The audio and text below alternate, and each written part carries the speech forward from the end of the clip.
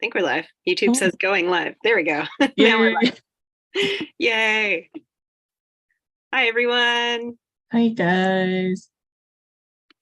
Welcome to today's virtual write-in. It's camp It is already, camp. somehow. How did that happen? It's July. Just over, not more than half of the year's over. Oh man, I can't even think about that right now. But welcome to everybody who's joining. I'm seeing some people in the chat. Feel free to say hi, say where you're watching or writing from today, or what your camp goal is, what you're working on. If you want to share that, love to hear about it. My name's Catherine. My pronouns are she, her, or they, them, and I am the communications director at NaNoWriMo. I'm Josie. I'm the programs associate at Nano, and my pronouns are she, her, they, them. It's cool seeing where everyone tuning in, and looks like a bunch of people have their camp project started. Yay! Have you started writing yet this month? Yes, actually. Nice. I'm revising, so that's been pretty fun. Cool. I just want to say, don't worry if you haven't started writing yet. I haven't either. I was away this weekend, and now I like gave my brain a little break, and now I'm ready to get back into writing mode. So I'm really glad we're doing this today, actually, because it's one of those things that I don't know. I find it sometimes it's hard just to jump in and make the first start. So.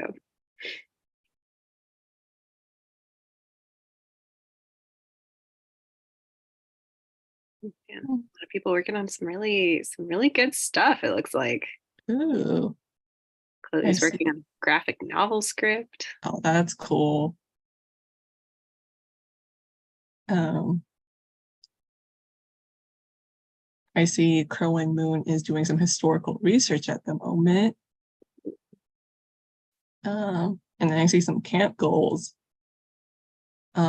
Remember, guys, no matter what your goal is, you can change it. It's true. Yeah, camp is a little more flexible than NaNoWriMo in November. So it's a good way to work on some new stuff, some different stuff, get your feet wet, see what happens. If you have never been to a virtual write-in before, then welcome. We're glad to have you here with us. Basically, what the next hour is going to look like is we're gonna give some optional writing prompts. So if you're like me and you're just like struggling with finding the time to actually sit down and write, we'll set a timer and we'll write together. You can use the prompts or not. Depends on what's helpful for you, what's useful for you. And then we'll also have some chat. So if you want to connect with other writers or share something you're working on, we'll have the chat going, the YouTube chat going the whole time. And yeah, I think we can go straight to writing, Yes. actually. Let's do it. So this one, we'll write for 5 minutes in this prompt. And once you get into your character's head, and you're going to write a list of your character's most recent Google searches that could relate to the plot or just things they're wondering about. If you're like have a fantasy setting and Google doesn't exist, just pretend it's like asking the all-seeing seer some questions. I love this prompt, Josie. Where's my timer? Where'd it go? Here's my timer. Okay. So as I said, we'll have 5 minutes. And if this prompt doesn't work for you, just get writing whatever makes you feel happy at the moment. And let's go. Have fun, guys.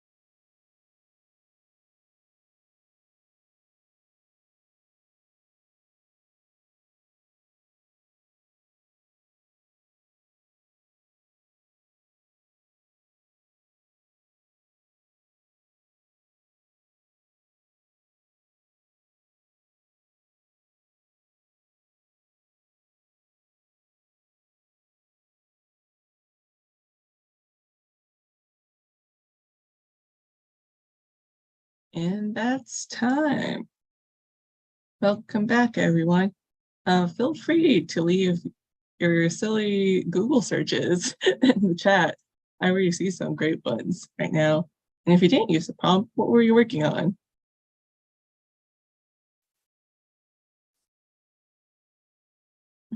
How'd that go for you, Catherine? Good. That one was a lot of fun. My main character is kind of like in the midst of a magical crisis at the moment. So hers are all like, fairies. Do fairies exist? Can somebody get taken away by a flock of seagulls? Like, how about you? Yeah, similar, because like where I'm revising right now, my main character just like got whisked away to another world. She's like, how can I tell I'm in space? Or how can I tell if someone's a vampire or an alien? And I'm like, I feel like Google won't actually help you at this point. No, but I'm really enjoying imagining a listicle of like 5 ways your boyfriend's a vampire, something like that. Okay. I love some of the stuff that people are sharing. Emily Scott shared the Google search for most obscure cryptids, which I may have to actually Google because I am also very intrigued. I like Lydia's, both the husband and wife have how expensive divorce attorney in their search histories. I'm like, that there's drama immediately.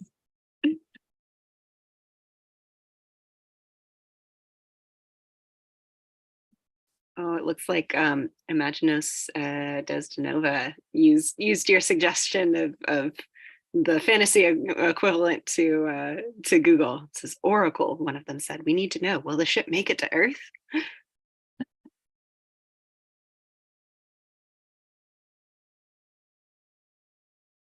I also saw a few people who were like, my character from Amanda says my character's in the FBI cyber division, so that's classified. And then I also saw like AJet5M say my Google searches who deaf get my main character arrested. And honestly, I feel like even just a writer's Google search history might, because you end up Googling really weird stuff. I don't know if it's still around, but I know at one point there was a forum thread on the NaNoWriMo forums that's just like, what is the weirdest thing that you've Google searched as a writer? Which is also a very interesting question.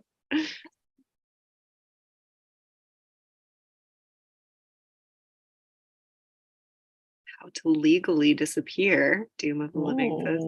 And so many of these are, I'm like, I just want to go Google these now and see what happens. If any of you Google your actual searches, let us know what came up.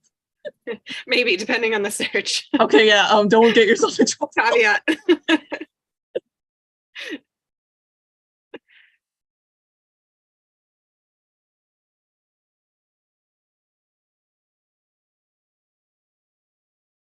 Gosh, so good. Okay, guys, these are great to read, but I also have a question that maybe y'all can answer.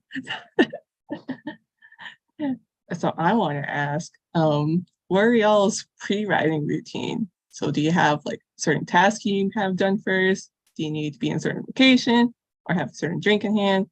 Do you need to have certain writing companions in your room, or do you need to kick them out of your room? That's a great question. I was just thinking that the one thing I need to make sure that I do is kick my housemate's dog out of my room. So I mean, sometimes she's very chill and she'll just lie there while I'm working or writing. But as soon as the switch hits where it's like, oh, it's walk time, she's like, okay, ready. I know for me, I like always need tea on hand. It doesn't matter like what the weather is. Like it's really hot over here, but I still need tea.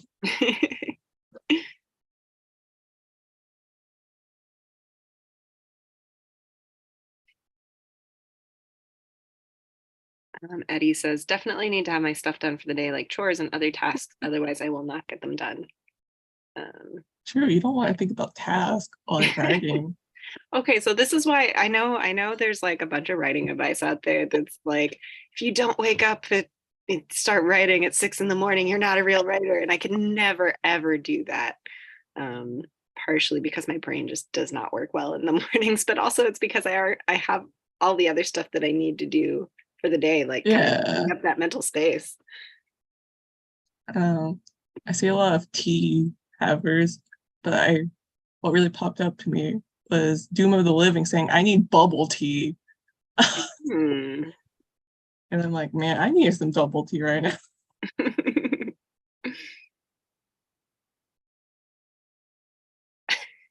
Bernadette says, panic. I need to write something. What was I going to write? Yeah, schedule in a pre-panic session so you panic less while writing. Set a timer so you know when to stop panicking. Oh, 15th, Jessica talked about putting on instrumental music. That is a thing that I often do, because I do a lot of work on my computer. And so to like switch my brain over from like, oh, okay, this is me doing other things on my computer to like, I am in this same physical space, but creating a different environment to be in a creative space. Where'd the comment go? Oh, yeah, here. I saw Holly and Mistletoe say, I use several colored pens for brainstorming. So whenever my brain slows down, a new color, it'll jumpstart the ideas every time. I kind of want to steal that. That's a good idea.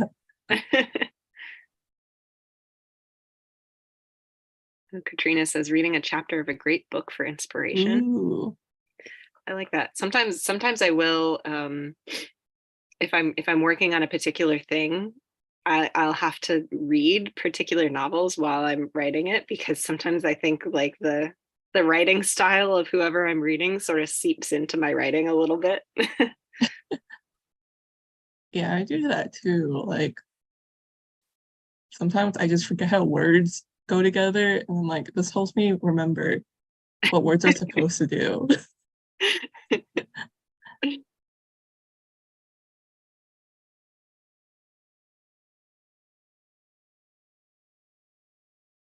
Wingy says, my cats won't let me write as soon as I wake up. They want breakfast. Feeding yourself and feeding your cats. Good start to a writing session. Yeah, y'all make sure you take care of yourself. Tanya Atkins says, I have a question off topic about the NaNoWriMo website. Feel free to put it in the chat. We'll answer ones if we see them. I can also put a link to our FAQs in there, which have a lot of general answers if that's what you're looking for. But just pull up the link here. While you do that, I'm also seeing like a lot of people go to Starbucks or another cafe. I see Ears says, I go to Panera almost every day to write. I realized the other day that I've been drinking the equivalent of 8 cups of coffee refills every time I'm there. So no wonder I feel like I write well. You know, that Panera is good for just sitting there. Oh yeah. I one of the things, because I live in Berkeley now. I grew up in a little town in the South though, and one of the things that I miss about being in a city is that it is harder to find coffee shops that you can just go hang out in all day that have like comfy squishy couches. True.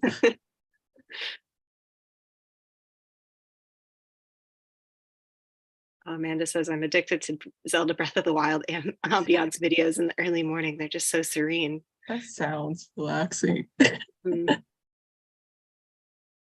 is the other thing that's making it difficult to write. It's like, oh, I just want to play some Zelda. Nope. Right, true.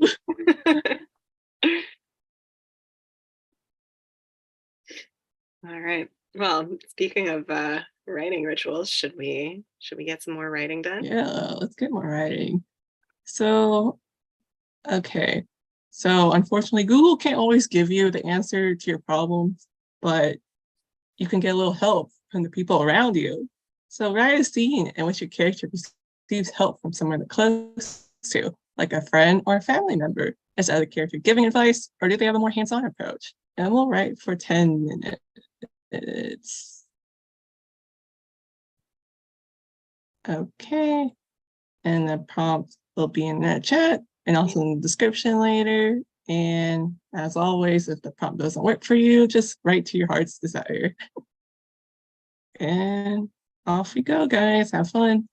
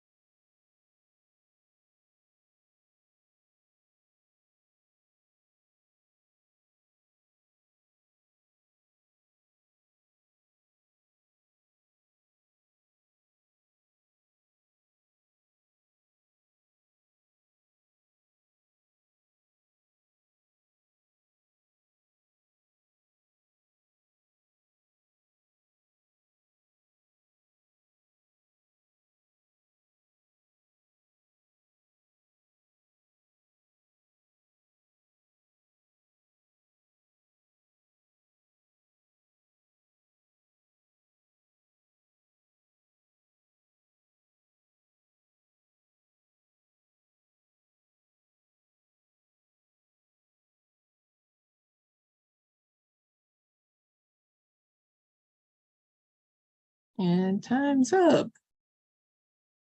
Feel free to let us know how it went for you, the sprint, and you can drop down your word count, maybe a snippet, or just what you wrote about. What did you do? Yeah, how'd that go for you? I actually really like that one. Because I like have trouble with like pre-established friendships in like novels for some reason. It's like easy for me to write about like characters becoming friends, but like when they're already friends at the beginning of the story, I'm like, I don't know what to do with this. So this actually helped me like develop that a little more. That's cool.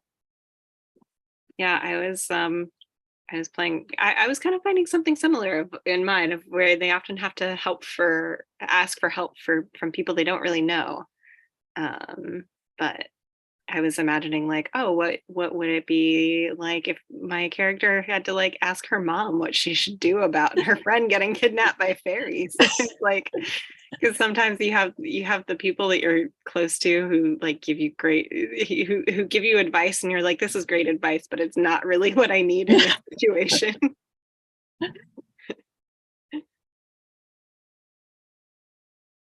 Okay. Ooh, looks like everyone got a good bit of writing done. Nice.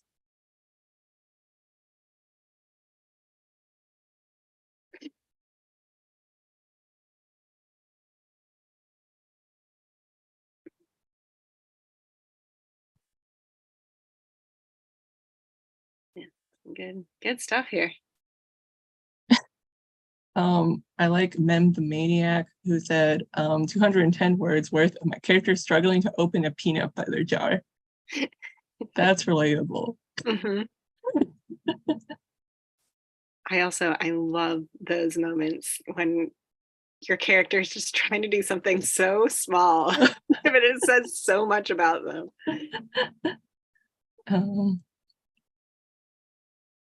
Decipher yourself how someone has to be talked down from panic after a rattlesnake bite. Now that's not relatable, but man, I can only imagine that. I mean, I would definitely be panicked if I got bit by a rattlesnake.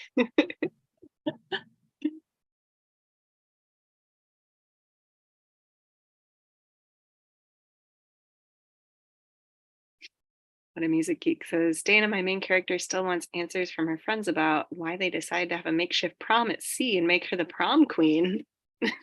That's a fun prom. Ellen wrote a snippet that I just lost. Oh no. I know sometimes the chat goes by so fast. Oh, there it is. It's 251 words. What am I going to do, Pop? I'm 53 years old. I've been selling wine for 30 years now. So I saw 3 children in school. How am I going to provide for them? I like with just that like little snippet, you already know like, what the character is going through. Mm-hmm. Also, like Gigi Johnson said, wrote from and to a character's past self. Like that idea of your past or future self being somebody that you're close to.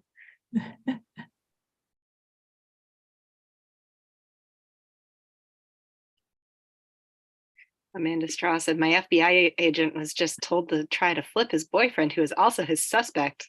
Oh no. Complicated relationship dynamic there.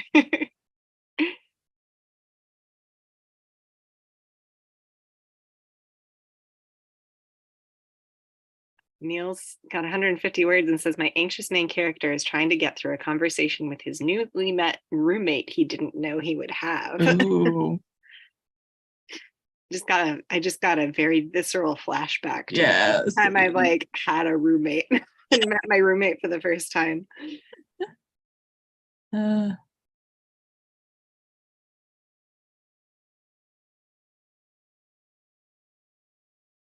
that was pretty neat. I like reading what y'all write. Oh, I always love getting these snippets because I'm like, I want Right. all of these books right now. Okay, guys, I have another question for y'all. This is something that I think of because I'm revising right now. But what's the funniest writing mistake you've ever made on a project? So it could be a typo you didn't notice till later, a character who just seemed to teleport out of scenes, or a pesky plot hole that you didn't know what to do with.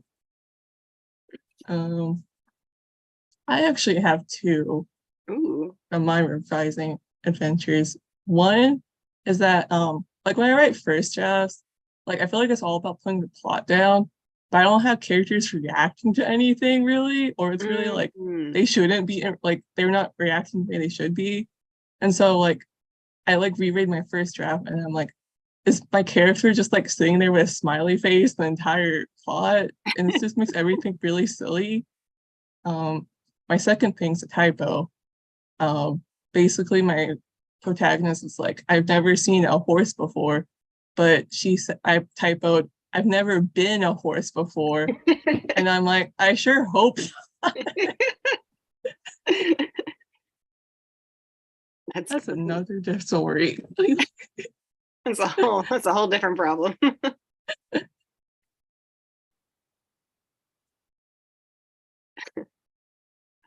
So like Decipher Yourself says, why does everybody write about rappers? It's always MC this and MC that, and oh wait, it stands for main character.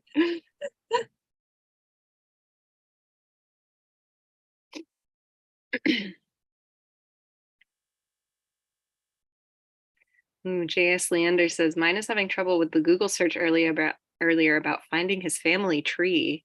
Ooh. I feel like there's all sorts of I don't know, drama that can happen when, especially with all the like the 23andMe or whatever, like the genealogy stuff that's going on now. It's like finding family members you never knew existed. Oh, I see a lot of typos, which I always love typos. Creon said, I once wrote something about road trip and did not notice till I sent it to a friend that I mistyped it as toad trip. We go on a toad trip. Then the maniac says, I've accidentally written trash babe instead of trash bag. New gender, trash babe. David says, it's not really a mistake, but I tend to always forget one specific character in the scene when we're supposed to be there. Yep, the disappearing character. I think my biggest one is probably I was like writing something and then I set it down for a while and then I picked it back up and I didn't like go back and reread what I had written, and for some reason I just got one character's name completely wrong. And so it's like, whatever 50 pages in, it changes from one name to another, but it's the same character.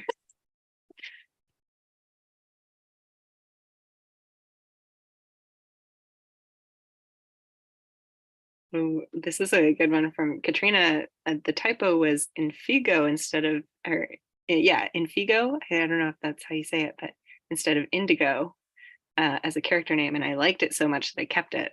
So I love the typos that end up making it in. Oh, I love Drawn Mermaids. I wrote a story in which several months passed and only realized in the end that every time the main character ate, it was cereal. Always cereal, even for lunch and dinner. Well, they really like cereal. Langdon had some autocorrect adventures of I'm tired of your shirt.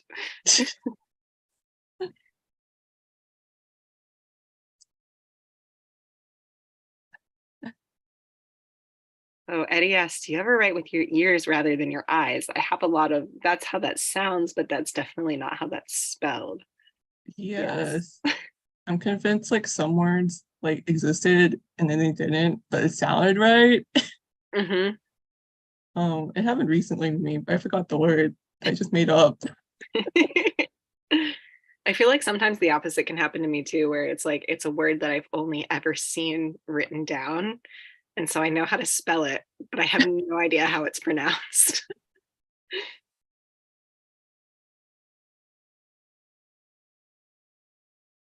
Jeanette asked, does it count if we make up words and keep it because it makes sense somehow? I mean, Shakespeare did it, so yeah. Yeah, might as well. Put some words, guys. Ooh, KB Archer says, characters magically knowing information they would have no way of actually knowing. Oh my god, that keeps popping up in my revision. I'm like, why do they know this? No one told them. Mm-hmm. Yeah, that happens to me all the time.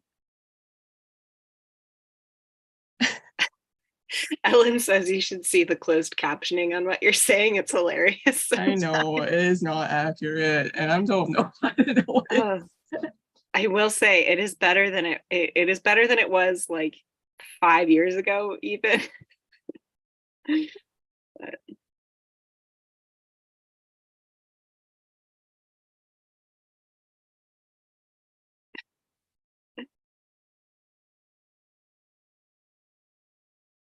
man, some great typos in here. I love typos and autocorrect. Shout out to autocorrect for like changing stories by itself. Okay, guys. Well, let's get back to writing. And you can write as many typos as you want. It's okay. So our last prompt is basically a twist of our last previous one.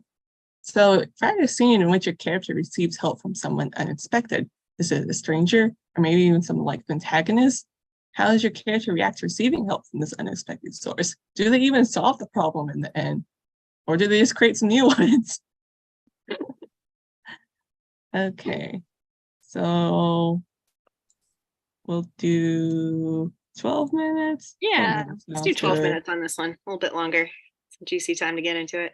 Yeah. And as always, if that prompt doesn't work for you, just keep writing and write as many typos as you want, guys. Have fun. And off we go.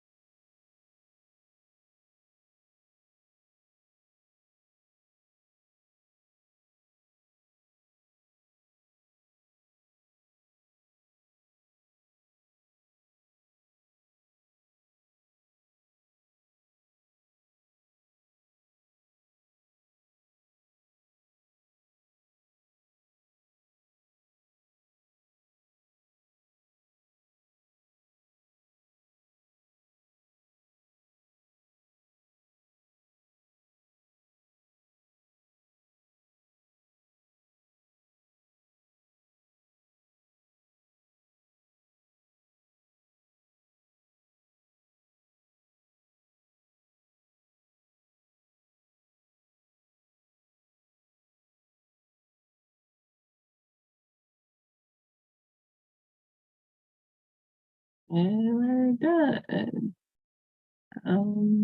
Feel free to leave a final word count in the chat and just how was your writing session today? Or how did that sprint go for you?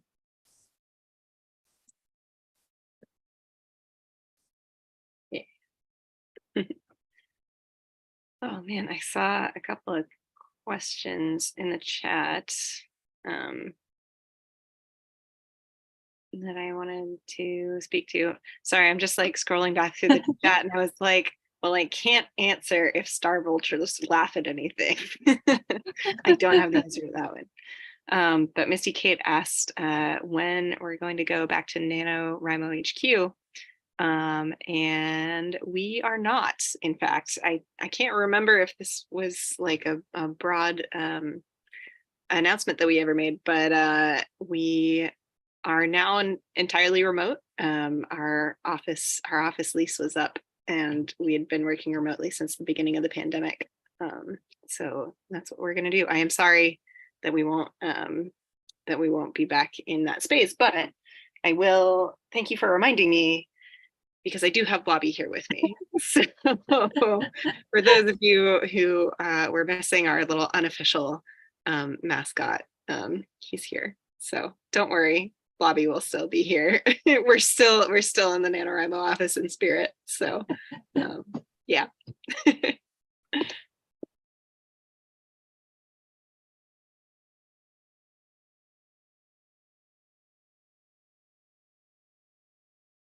KB Archer says, oh my, I discovered a plot hole in my work in progress by doing this prompt. Thank you so much. Yay.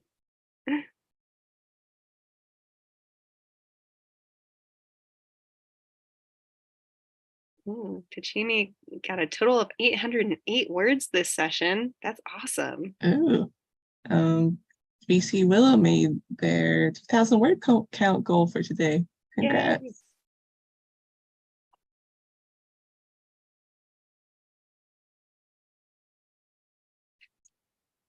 Right, Pi says, great prompts, off on a new chapter.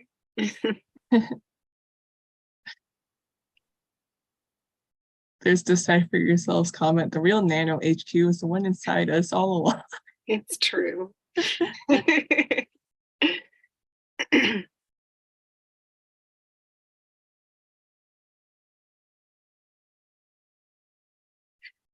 Everyone's cheering on Blobby's appearance. Yeah. I'm loving how many people are saying like, oh, I started, working on a scene, I didn't get to the end, or I didn't get to the good part, or I started a new chapter, I'm still going for it. Sometimes I feel like that's the best place to be in, when you're kind of like in the middle of a thing and you know where it's going, and you have that momentum to get there. So yeah.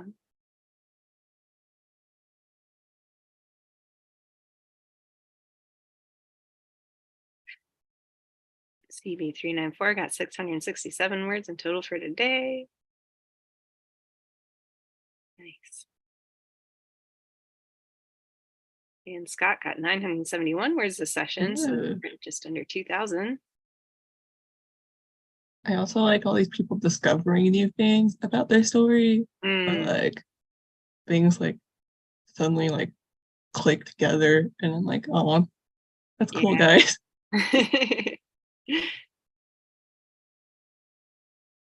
Crown Moon asked, is that a gator plush? Does it have a name? His name is Blobby. I think he's a dinosaur. He's got a little tail. I think he's a T-Rex. He's got little stubby arms. Got very big teeth. I don't know. He's Blobby. We love Blobby here. Yeah. Awesome. Well, yeah, thank you everybody so much for joining us today. I feel like this was a great start for me, since this was the first time that I've started writing this month. So this was a good way to kick it off for me. So yeah, I hope you guys are feeling good and inspired and ready to keep writing. Yeah, we'll see y'all next week on Tuesday. This week was weird, but we usually meet on Tuesday. Yep. So if you're not already subscribed to the NaNoWriMo YouTube channel, go ahead and do that, and you can click the little bell on our upcoming events, and you'll get a notification. I think we have all of the upcoming live streams up on our channel homepage right now. We also have a webcast coming up in a couple weeks with Jessica Brody of Save the Cat about writing YA novels. So if any of you are writing YA, then that would be young adult novels, then that would be a great one to tune into. So yeah, lots of good stuff going. Yeah, and remember to update your word count whenever you use that. Yeah, I know I always forget. I know. And if you haven't set a goal already, then go set it. Or if you feel like you want to change it, go change it right now. Yeah, if you've been doing the writing and you haven't updated your word count or set your goal yet, you should do that, because it'll help you keep writing. We love goals, and I believe you will all make your goals. Or you wouldn't be here. Awesome. Well, good luck, everyone. Thank you so much, and we'll see you next time. Good luck, guys.